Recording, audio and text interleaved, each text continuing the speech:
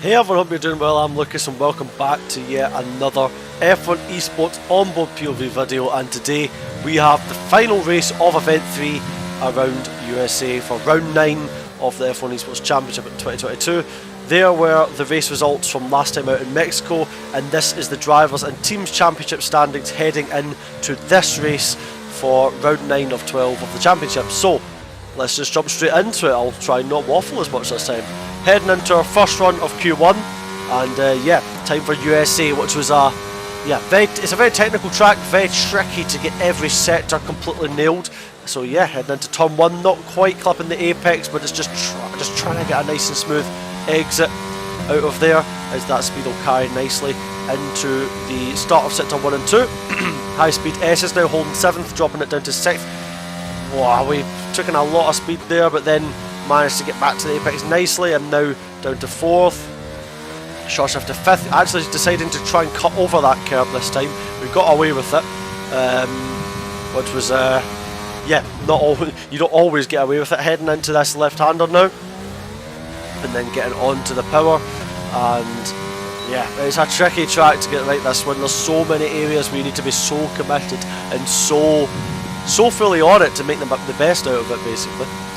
So yeah, heading into this braking zone where you have to sort of straddle over curbs. It's very tricky to get the traction as well, and then the front just doesn't want to go into this corner, but then all of a sudden the rear end starts to twitch. It wants to move out underneath you, but so far we've more or less hit all the major points in the lap. It's been a pretty clean lap in general, and yeah, now you just want to save the distance. You can see me correcting the steering little bit by little bit as we head into the penultimate corner.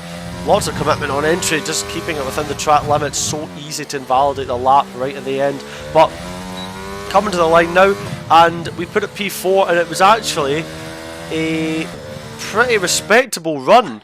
And as you can see now, we were not far from P1, and we decide that this is good enough for us to, yeah, to go through with. So we managed to save a set of tyres straight away in this qualifying. So yeah, not a bad job at all. That was tight, and Jesus. Yeah, very tight qualifying as a whole.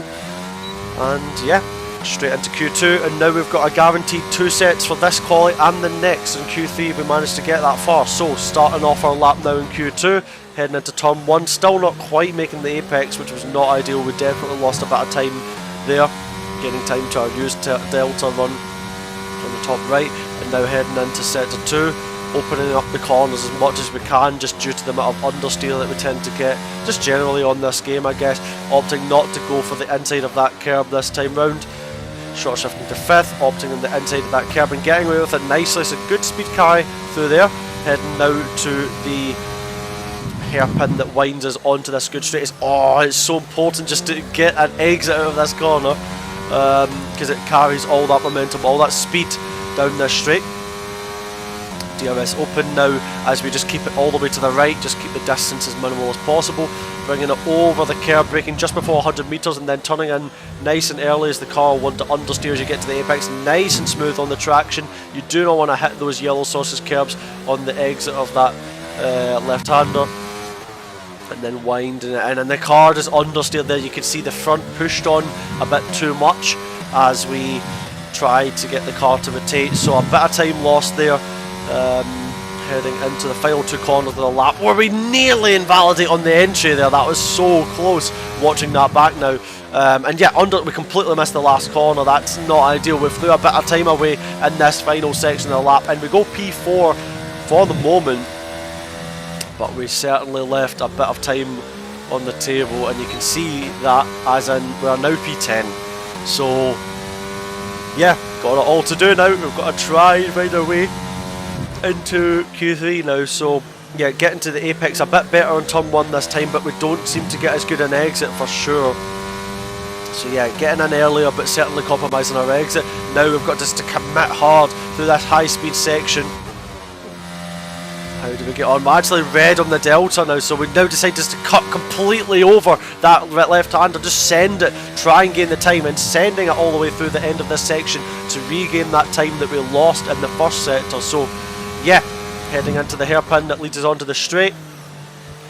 Nice and smooth on entry, and getting the power on nicely through the exit, and we are now significantly up on our lap before. So yeah, not gaining anything in sector 1, so having to commit really hard in those previous few corners to gain a lot. So how are we going to do now heading into this final slow complex?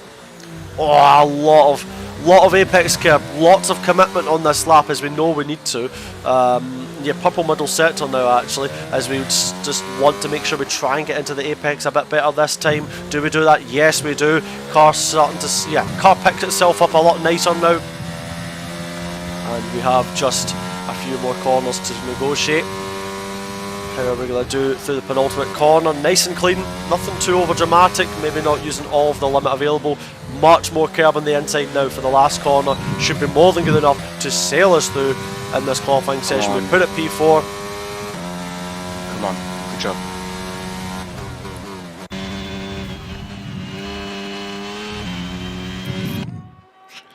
Good job, Lucas. Yes, boys. Fantastic job. Whew. Good job. Yeehaw. So yeah, you can see I was pretty chuffed with that. Yeah, a pretty scruffy start to the lap, but we managed to put it P6, not P1, but end of the day, yeah, I think, yeah, there was pace there if we put it all together, but we just needed to try and do it when it mattered, so it was very tricky to put it all together around here. So heading into turn 1 now, we get a pretty solid apex overall, so yeah, not a bad start to the lap. Now we're heading towards the middle sector now. Just pinning it flat for as long as you can, but then maybe a little bit too much understeer, but then winding it back, not quite getting to the apex for the start of sector 2. Oh, and there we go, we have a huge oversteer snap on the end, sort of the middle part of sector 2. That is not what we want as we head towards the left-hander. Yeah, we were committing really hard and the car just broke away from us, so that was, yeah, not ideal. And we definitely lost a chunk of time from doing that, so yeah, not a good start to the lap. Now we've got it all to do to make it up on this attempt anyway. Get into the apex quite nicely though, nice and smooth exit to sector 3. And yeah, just starting to fight the car though a little bit, not getting the power down nicely. Way too wide on that entry, to be honest. We were just yeah, asking too much of the front to really peel that lap time back. Now we've got a few more corners to do. How are we going to do? We need to commit hard to make up any time in this lap, but not get into that apex nicely. Still a lot of speed carried, but not getting that apex. Down to 3rd, up to 4th, getting an okay last corner, but due to that mistake, it's only an 8.7. So yeah, that puts us P6, but some people don't have all their tyres yet. So this is the run that matters. We need to put in a good lap on the board in this session to ensure that we have a good starting place for the race later on. So sending it into turn 1, lots of speed on the entry. How's that going to fare though on the exit? It's marginally up now as we head towards the high speed middle sector, first sector, sorry, committing nice and hard up to 6th gear. And we just send it over the left hand curve. We're just fully committed. We're going for it now as we start sector 2. But unbelievably, we have invalidated our lap, and this is just, it's heartbreak.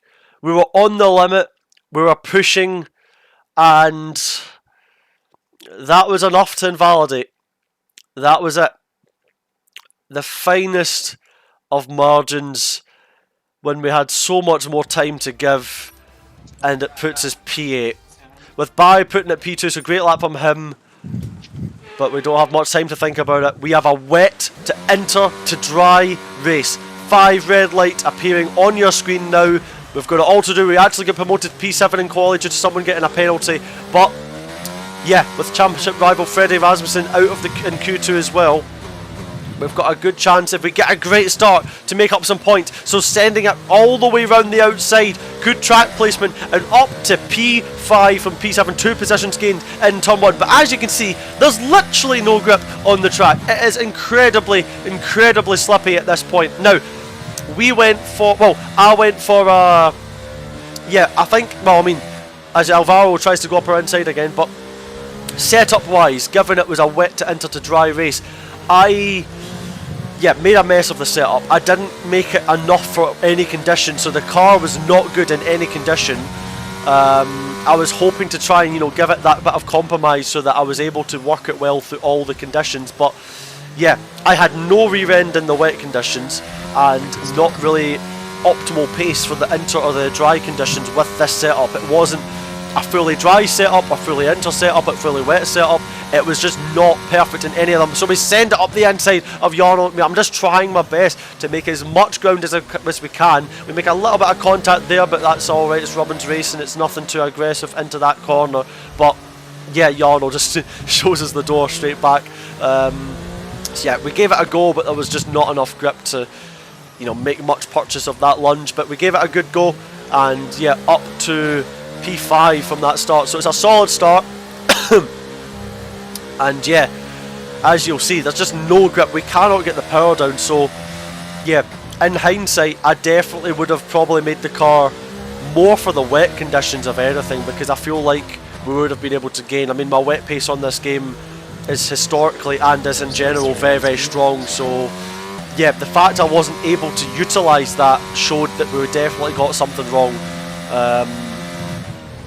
on the, yeah, just gap. I mean, we sort of compromised the setup too much. We didn't commit to one condition or the other. We just sort of made it terrible for everything, which is a major hindsight thing. You can't predict everything in that respect, but the car was pretty tricky to drive.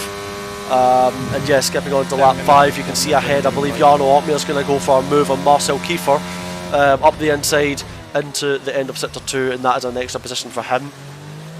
And yeah, we were keeping with the group ahead. That was the key thing, that we were able to keep pace with this leading group, albeit we were struggling a lot with the car, just no grip whatsoever. And rain now, so yeah, opposite to Barry. If Barry decides to pit, we'll do the opposite. This lap? Yep. Are you absolutely sure? Please don't shoot me in the foot.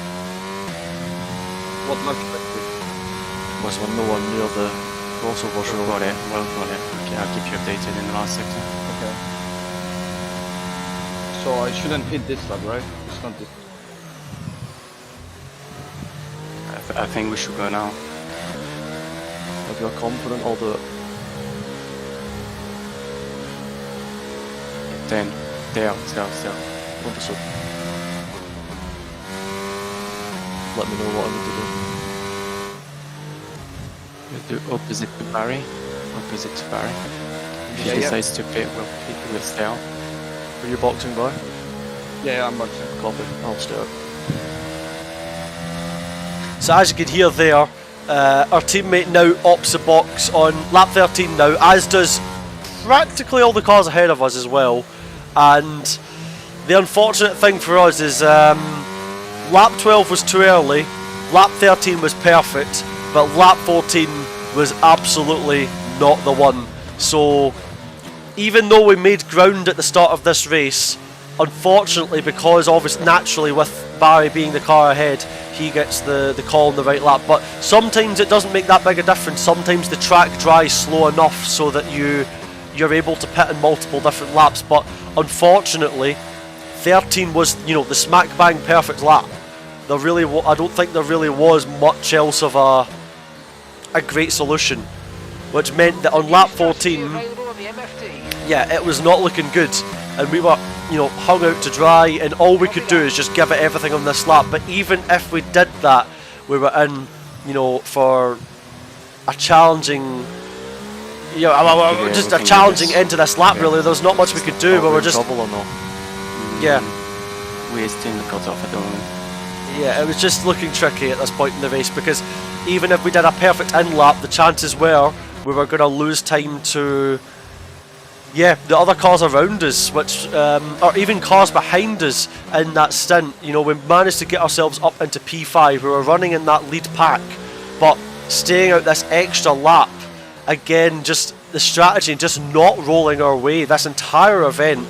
You know, it was painful to see, just seeing lots and lots of points lost for us in this event, where, you know, our championship rivals were just closing in on us. It was painful, because even though I was giving it 110%, you know, we weren't getting much to show for it. And now, at the end of lap 14, a long and grueling lap. Unfortunately, Kota is such a long lap in the wet.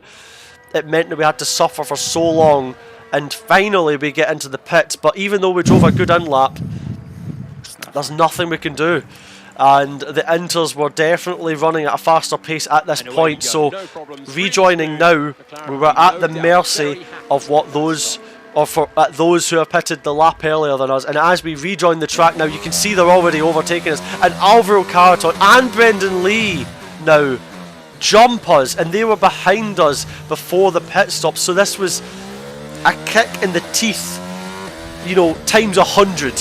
To lose 2 positions out from just, I think you can hear Anton slam the desk in the background out of frustration, and I do not blame him one bit, because this was, yeah, I mean, this whole event was just a major kick in the teeth, and yeah, majorly frustrating. And now, I mean, at the start of this Inter stint, we just tried to get on it immediately. We know we've lost position, but you know, during these races we can't get flustered. We can obviously feel emotion, but we can't let it get to our heads, basically. So, you know, to try and make up some ground, we deploy the ERS now. We want to try and make a move on Marcel Kiefer if we can, and try and, you know, fight back in this race, you know. So we have a look up the inside now at the start of this lap, but we don't quite, well, we just don't have anywhere near the distance to, you know, pull it off as we pick up our second warning. So we just need to be a bit more careful about that heading into the rest of this race now. So yeah, from being in the lead pack to yet again being dropped out of that fight due to strategy, it was just, you know, nothing the engineers could do on that call, I don't believe at all. It was just, that was just the luck of the draw. That was it. We just couldn't, that was just the way it went. And yeah, it was painful. You know, all event for the strategy just not to work out for me. So yeah, it was just painful, but that's just the way it goes. Anton. Too early, Lucas, too early.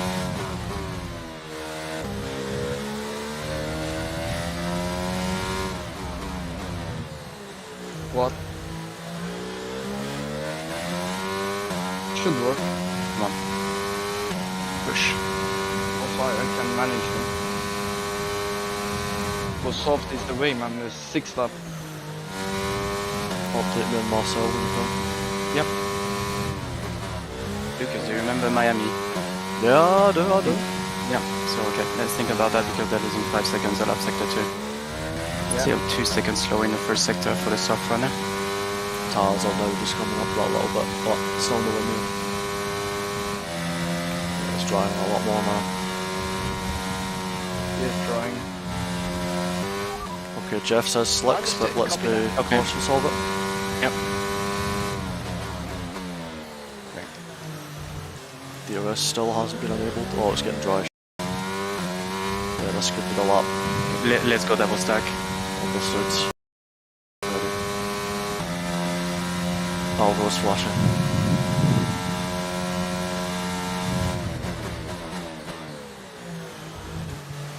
Box is start, Jonna. Jonna. Box confirm, Anton. Confirm softs.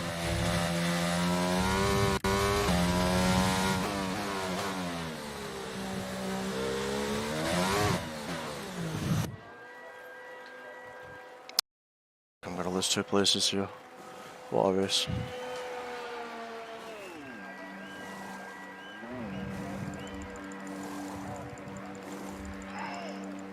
A decent time in the pits, and the team will be hoping that they can get back into the action as fast as possible, so they don't lose too much time. Okay. He's on medium, he's on medium. Come on. So in all of that, we actually had no choice. We had to double stack in that situation. Again, just we were forced to lose position once again, and that was to Freddie Rasmussen, who was, you know, nowhere near us at the start of the race, but yet just managed to find his way ahead of us. It's just, you know, you couldn't, at this point, you know, or at least after the race, you just sort of think to yourself, you can't really make this stuff up. Like, everything that, you know, everything was just going wrong strategically in this event. But, you know, I can't let that get in my head at this point. I'm constantly just pushing on no matter what's being thrown at me.